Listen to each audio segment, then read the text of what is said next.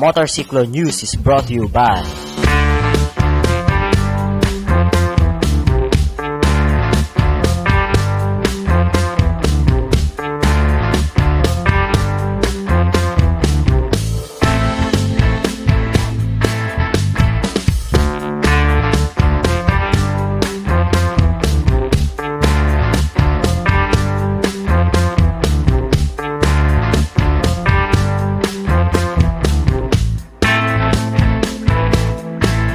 The views and opinions of the host and the guest does not reflect the show or the network.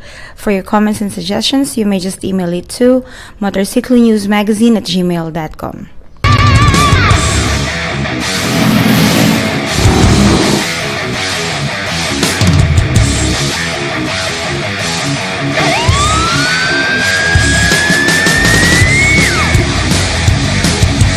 You are watching Motorcycle News TV.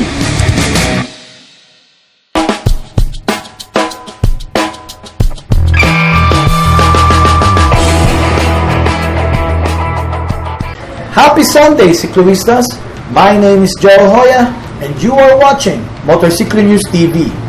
It's a very rainy week this second week of August. Pero hindi po namin kaliligtaan na ibigay po sa inyo ang mga kaganapan na nangyari this week.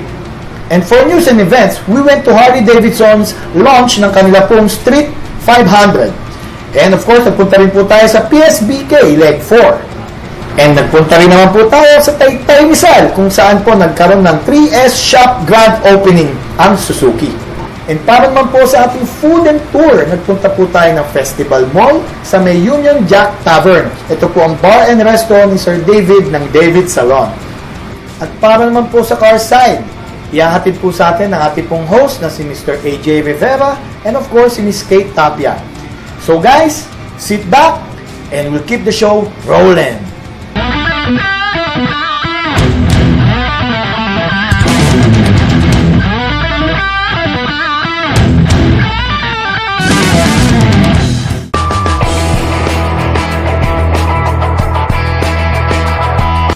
Okay guys, for our news and events, we went to Soler kung saan po nilaunch ng Harley-Davidson of Manila ang kanila pong Street 500.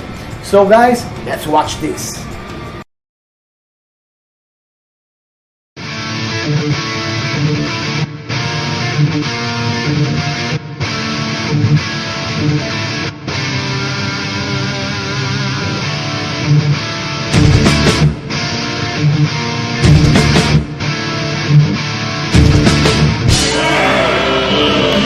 Ladies and gentlemen, Harley-Davidson Street 500.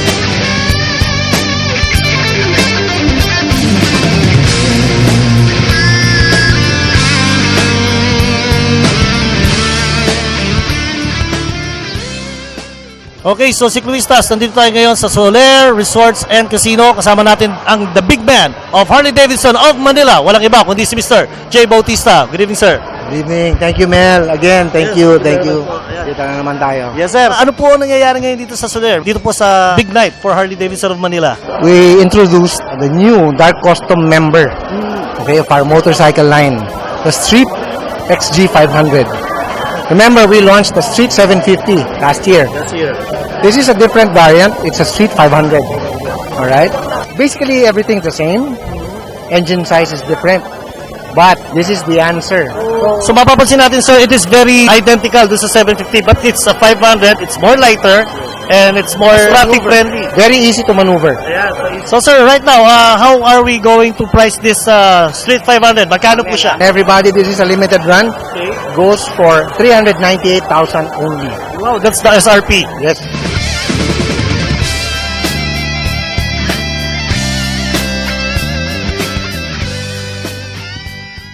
Please come and visit us at Harley-Davidson Manila at EDSA 1008 EDSA Green Hills House. And syempre, pag pinuntahan nyo po ang Harley-Davidson of Manila Green Hills, hanapin nyo na po si Sir Luigi. Thank you very much. Maybe you can invite them to your store sa BGC, sir. Yeah, Harley-Davidson of Manila BGC is located at Shangri-La at the Fort.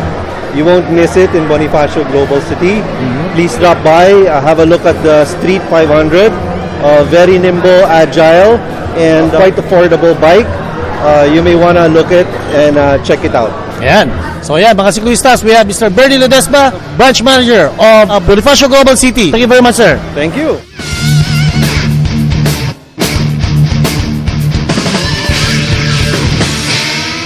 Kasama naman natin ngayon ang Director of the Harley Owners Group Philippine Chapter. Walang iba kundi si Mr. Gary De Castro. Good evening, sir. Good evening. Thank Ayan. Sir, ano po yung mga bagong activities na mangyayari ngayon sa HUG Philippine Chapter? Well, right now, pinaplano namin ang isang malaking ride, mahabang ride na gagawin namin, ang Mindanao Ride. Mindanao Ride. Naka-schedule ito ng September.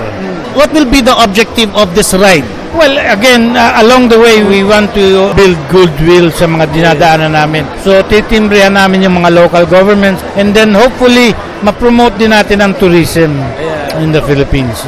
So mga kaibigan, huwag maging dayuhan sa sariling bansa. HUG Philippine Chapter will be rolling around the nationwide run. So good luck and congratulations, sir. Thank you. So balik sa inyo mga siklistas. So Sikluistas, kayang-kaya na po natin makagkaroon ng sarili nating Harley Davidson motorcycle, a very iconic motorcycle. Hey guys, just call Harley Davidson of Manila for more details regarding this motorcycle. Nung Sunday naman po, pumunta tayo sa Clark International Speedway. Kinover po natin ang leg 4 ng Philippine Superbike. Kaya guys, panoorin po natin to.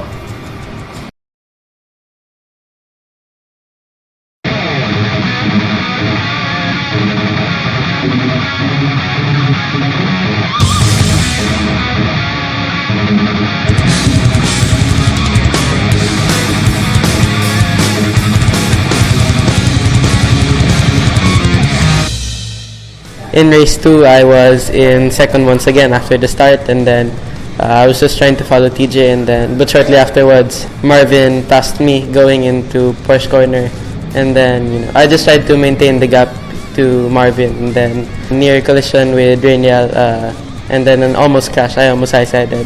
Both of them got by, and then I just had to settle for 5th place, and then 4th after an incident with TJ. Race 2, I started again from pole. I led the race for I think 1 or 2 laps, but then we had a technical problem with the bike, so the bike was not able to give me full power. So we crashed earlier in the morning since we didn't have any more sessions to test the bike to make sure it's ready for the race. Unfortunately, that's part of racing, so I'm not too worried because there's still 2 races to go, and then I think we can get back the points. So in the race, I was in second, and then I was suddenly dropping positions lap per lap because the bike was not giving me full power, so I had to turn it off and then turn it on. And I'm happy to at least salvage a 5th. I think that's the best position that we could have done. Was not cooperating with me, so well, that's how it is. So happy with that position. Thank you, of course, to the team. Hindi ko na-expect na magpa-first ako sa first race and the second race. Nag-result naman na maganda yung pagpa-practice ko dito sa Clark. Preparation namin, ng team namin. So, nag-prepare ako mabuti for the 4th race dito sa Clark. Then, maganda naman yung result. Nung race 2, nagbago kami ng konting setup sa bike. Nag-improve naman yung bike nung round yung race 2. Naka-finish kami ng 2nd position. Sa lahat ng mga sumusuporta sa team namin yun. Maraming salamat. Yung race 2, mas maganda sana yung finish. Medyo nagkaroon lang kami ng miscommunication sa pitboard. So, ganun ka-importante yung teamwork. So, nagkaroon ng miscommunication. Kala ko may gap ako. Medyo naglaylo kami nung last lap. So, nakuha pa kami last lap na sana 2 second place finish today. Yesterday, wet race siya. Medyo hindi ako comfortable sa wet. So, last 2 laps, naunahan ako ni Kuya Geronimo. So, first race, I was in second. So, in race 1 a while ago, buti nga hindi umulan. So, nag-first naman. Luckily. Kanina, pang 5th. Kasi tinakbo ko lang siya for safety. And yung suspension ko kasi nakaset for wet, hindi naman umulan. So, nag-ingat na lang ako. Ayoko nang sumemplang. Kasi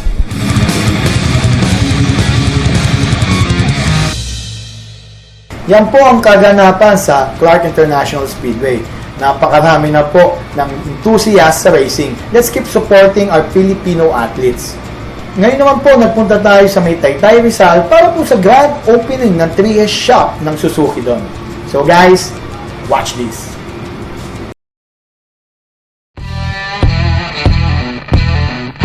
It was a good partnership between Suzuki Philippines and Guanzon that led to the grand reopening of the first ever UEMI 3S shop in Taytay, Rizal last July 29, 2016.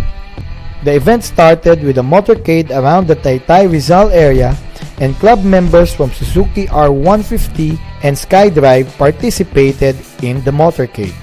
Suzuki President Hiroshi Suzuki and Guanzon President was present in the event. People who attended the event got free unlimited ice cream and fishbowl from Suzuki. Riders were entertained by a dance squad who dazzled with aerial acrobatic moves. Prizes and freebies was also given by means of games. Clients who will buy any Suzuki motorcycle will have an option between an action cam or shades. As per Suzuki and Guanzon, this won't be the last 3S shop, so let's watch out for the next grand opening. Thank you, Suzuki, for bringing the 3S shop in Taytay, Rizal.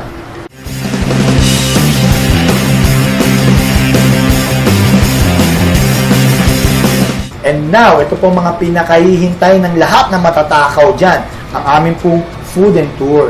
Nagpunta po tayo sa Festival Mall sa May Alabang para pupuntahan ng Union Jack Tavern na pagmamay-ari po ni David of David Salon.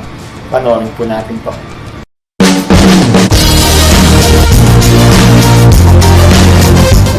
Hi there, si Tuisa, and welcome to another food and tour. I'm your host, I'm Tyron Hawk. Right now, pumunta po tayo ngayon sa isa sa pinakamasarap na British gastropub here in the South. Ito ang Union Jack Tavern. At kasama po natin ngayong gabi, si David at si Kat. David, can you tell us what's the story behind this Union Jack Tavern? Well, actually, I was a customer here for 2 or 3 years when it was owned by another British guy before me. He went back to England. He was basically giving up. So I was talking to the staff at the time, and they said, we're going to close. And I thought, well, where am I going to get my English food, my English beer? So I ended up basically taking over from him, buying them out, and then we expanded a little bit and fixed it up, and we do things a little bit differently now. But that's how it started. It was really just so I could find my own beer and get my nice fish and chips. What's the difference this gastropub to other bars that, here in South? I think every restaurant is different to each other. I mean, we all have our own specialities. It's English based. We have fish and chips, we have pies, lamb shanks, shepherd's pies, fisherman's pie. But also, you probably don't know this, but the most favourite dish in Britain at the moment, or now, is chicken tikka masala, which is an Indian dish. I think that's what's different from us.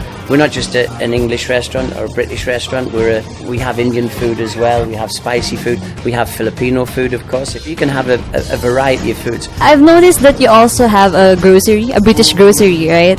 That's right. Yes, we have the grocery through at the back there, where we have chocolates, as I say. We also have British crisps, Walker's crisps. We also have different candies, but we also have grocery items, all kinds of things you don't normally get here. And also you mentioned that you have a wide variety of English beer. Can you mention some of them? Well, you see behind you, Old Speckled Hen, Caffrey's, Krabby's, Spitfire, Bishop's Finger, Master Brew. We easily have, I guess, over 20 different kinds of beer. Can you tell us what's happening in the store? Probably you have some events, coming up. Well, Wednesdays we have our quiz nights, which is very popular. We usually have half a dozen teams or so, and people come and join that. It's great fun. The first 3 places get gift certificates and bottles of wine.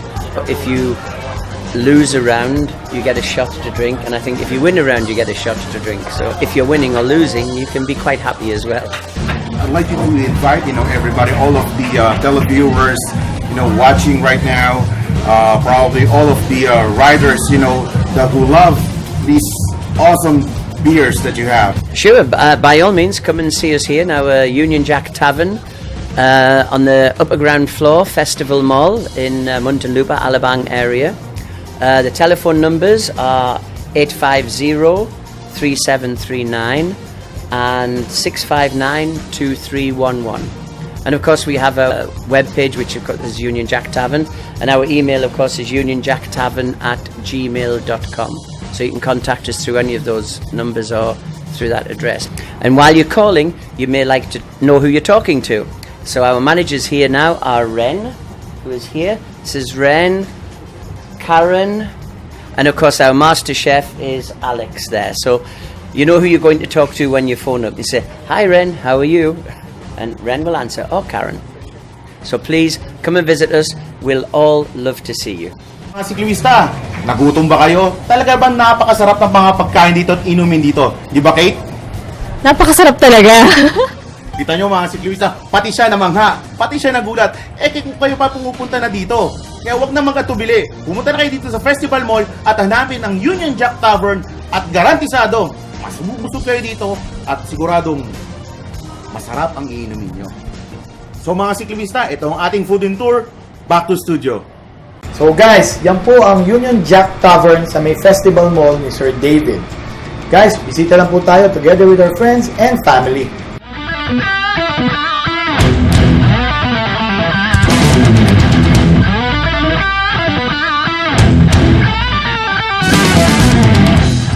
This week's Motorcycle Hacks segments, we will show you the safe way of transferring fuel from one motorcycle to another.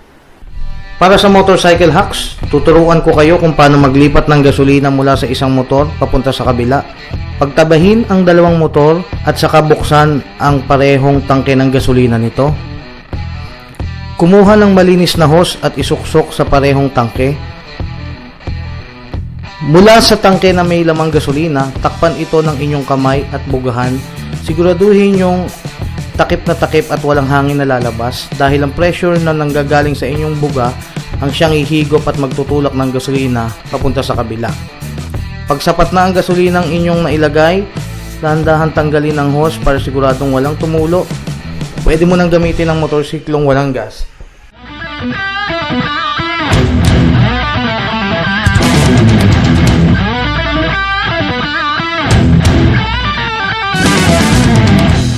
Ang pinakaabangan naman po ng ating pong four-wheeled enthusiast, ating pong mga friends dyan na mahilig po sa kotse. Ito na po ang ating car side.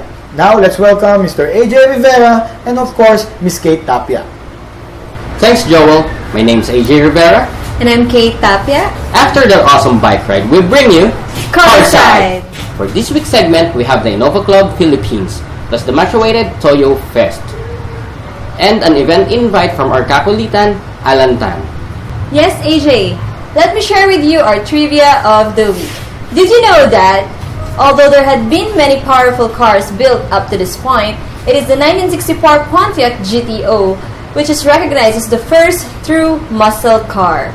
With its advertising and marketing campaign, the mid-size Pontiac Tempest or Le Mans could be optioned with a GTO package featuring 389 cubic inch tri-power engine, dual exhaust, and hood scoops. Pictured here is a 1965-year model and its 2005 offspring. That's our first muscle car and our trivia of the week.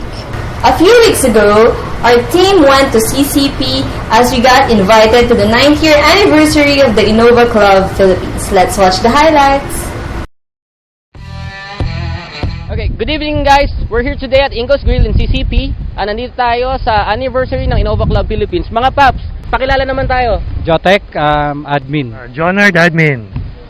Anthony Plamio po, admin. Ronald Pabian, admin. Gerald, president. TJ Laurel, admin po. Okay, so mga paps, bigay naman tayong konting description tungkol saan ang ginagawa natin today. Ngayon, 9th anniversary namin ang Innova Club, the original Innova Club of the Philippines. Dito sa Ingos Grill. So, bigay naman tayong konting history tungkol sa Innova Club Philippines. Innova Club Philippines started in 2007 sa chicot.com. We have members from Luzon, Visayas and Mindanao. Right now, we are more than 2,000 members who are in our Facebook page and other social media. Okay, so Pops, anong mga cause and events yung mga sinusuport natin at pinupuntahan? Kakatapos lang po ng aming outreach sa Bulacan, sa tahanan ni Madre Rita. Okay, so Pops, ano yung mga upcoming pa natin na mga events? I think ngayong September or October, we're planning to have a plant tour sa Toyota. Yun, so far yun pa lang yung upcoming events namin. Paano naman tayo mako-contact ng mga aspiring members natin? Tsaka ano yung requirements natin? Makikita lang po kami sa Facebook, Innova Club Philippines. Then, all the newbies are welcome sa EB namin na officially. So, Pops, meron ba tayong mga specific requirements para makasali? We only require you to attend an EB para makilala mo rin yung mga members at malaman mo kung gaano kasaya maging member ng ICP. And also, you have to pay the 500 one-time registration fee in which you can get the 2 club stickers right there and then, and also the Petron Value Card na exclusive for ICP, and also yung club ID which you can get on your second EB. At wag po niyong kakalimutan, kailangan po merong Innova. Yan. So guys, meron pa ba tayong messages para sa mga viewers natin? Ngayon, meron kaming Sunday Club. So, nakafocus kami sa pang-Innova, kundi sa physical din. Nagpapasalamat kami sa mga sumuporta at sumusuporta sa amin. So guys, there you have it. Sila yung Innova Club Philippines. Dito tayo sa 9th anniversary nila at Ingos Grill, CCP, and this is Carside. For more information about the Innova Club Philippines, please check out their Facebook page, innovaclub.ph. Let's take a break and watch our Kakulitan Alan Tan invite you to their upcoming event. Take it away, Alan. Hi, I'm Alan Tan of F1 Elementrix Production. I would like to invite you on August 27, Class in the City. Formula 1 Elementrix have a show at Quezon City Circle. 1,500 for the entry fee for the car, 1,000 for the motorcycle. We have a group package discount. Call us up 0917-7707-835. Brought to you by Motorcycle News TV and Carside. Thanks to my sponsor, Sogo, so clean, so good. Bad Parts, Motolite, Clean Shine. Again, see you on August 27 at Quezon City Circle, Class in the City. Thank you. For inquiries and concerns, you may contact Alan on his Facebook page. So AJ, I heard you attended a huge car festival. Can you share with our viewers what happened? Sure, Kate. Last Saturday, we went to McKinley West Festival Grounds to take a look at the 2016 Manila leg of Toyo Fest Philippines. We had the chance to talk to the founder and organizer of the event, our dear friend Martin Estrella. Let's check this out.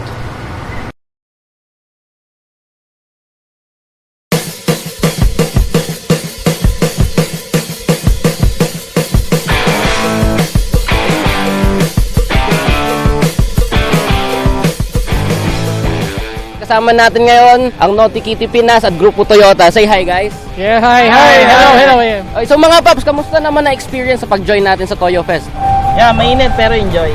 Okay, that's very good. O nga pala, Papa Aris. Papa Aris, kung di nalalaman mga tao, siya yung isa sa winners ng dance-off ni Mocha Uson today. So, kamusta naman yan? Actually yun, nahirapan tayo kasi medyo talagang magagaling din yung kalaban natin.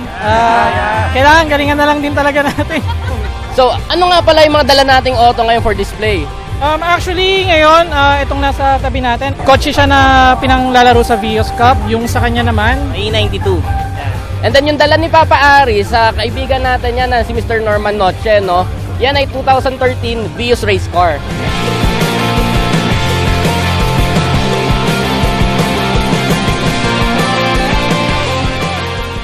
Kasama natin ngayon ang ating organizer, no, si Mr. Martin Estrella. Pop, good evening. I'm Martin. Thank you for gracing my event. Actually, here at the McKinley West Playgrounds, I'm thankful for AJ for coming over and covering our event. This is the final salvo or final leg of Toyo Fest Philippines. Now, we were blessed to have good weather today, AJ. It's a blessing. I offered eggs at Santa Clara. Almost 500 participants who braved the heat. Okay, so Pops, basically, would we expect na magkakaroon tayo next year ng safety driving seminars or something like that? Definitely. We've opened the doors to the likes of Mr. Vip Isada. Shout out to Sir Vip. If, di ba, marinig na rin to. He wants to a driver's development program for Toyo Fest Philippines. Pero Pops, paano naman sa mga followers natin? Saan tayo makikita para sa mga iba nating meron din talaga yung social media channels. Ako yung nag-handle noon ang Instagram account natin, Toyo Fest Philippines. Meron tayong fan page sa Facebook, dalawa yon, Toyota Fest Philippines at saka Toyo Fest Philippines. So guys, narinig nyo na from the organizer himself, Martin Estrella. Congratulations sa lahat ng Toyota owners, lalong-lalo sa mga dumating dito sa Toyo Fest. And this is AJ Rivera of Carside. Such passion and determination. The event was blessed with fair weather and very friendly attendees. Congratulations, Martin, and all the Toyota owners who attended the celebration. We'll surely be seeing more from Toyo Fest Philippines in this years to come. For more information about Toyo Fest Philippines, please check out their Facebook and Instagram pages. That's Toyo Fest Philippines. So guys, that's what we have for this week's segment. Catch us again next time. But before we end, let me invite you again on August 27, 2016 at the Quezon Memorial Circle for the Clash at the City Car and Bike Show. We'll see you there. My name's AJ Rivera. And I'm Kate Tapia. Please don't forget to like and share our Facebook page, Carside by Motorcycle News. Remember, this is the show for your car lifestyle. Let's take your driving experience to the wild side. We bring you Carside. Thank you, AJ and Kate. Abangan niyo po sila ulit next week sa amin pong Carside segment. So, Cicloistas, that's all we have for you today. But before we could end our show, we would like to thank our sponsors. Of course, Motobuy Philippines, our online shopping partners when it comes to motorcycle-related products delivered to your doorsteps. So just visit www.motobuy.com.ph. And of course, sa Long Reach, para po sa ating po mga consumer products. And syempre po, sa Canon Philippines, ang aming pong ginagamit na mga cameras is from Canon. Thank you guys. And our partners, TVS Motors Company. And of course, Kit Vision para po sa amin pong mga action cams. And guys, remember, you can always reach us sa amin pong email address na motorcyclonewsmagazine@gmail.com. And of course, if you want to watch yung amin pong mga past episode, just visit www.motorcyclenews.com. And of course, kung di nyo pa nalalike ang amin pong Facebook fan page, just look for Motorcycle News Mag. Maraming pong updates doon. And remember guys, always stay in touch with us. Always watch us every Sundays at 3:30 p.m. only here on PTV4. And remember, your right hand dictates whether you live or die. So guys, tandaan lang po sa throttle. Always remember to use our brakes. So, Cicloistas, ciao!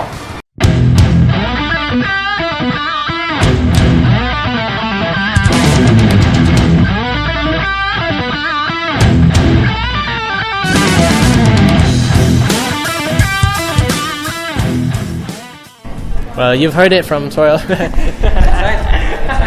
Oh, game na. Any more questions?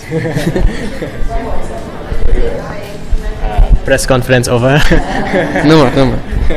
Mr. Bernie Ledesma, the branch manager of Harley-Davidson of Manila, GBC. Ayan, sir, magandang hapon po. BGC pala, sorry. Ulitin mo yun. Video to eh, dapat gumagalaw ka. Okay. Kamusta yung race 2? Kamusta yung race kanina? Thank you. So mga Cicloistas, balik sa inyo. Yeah. Motorcycle News is brought to you by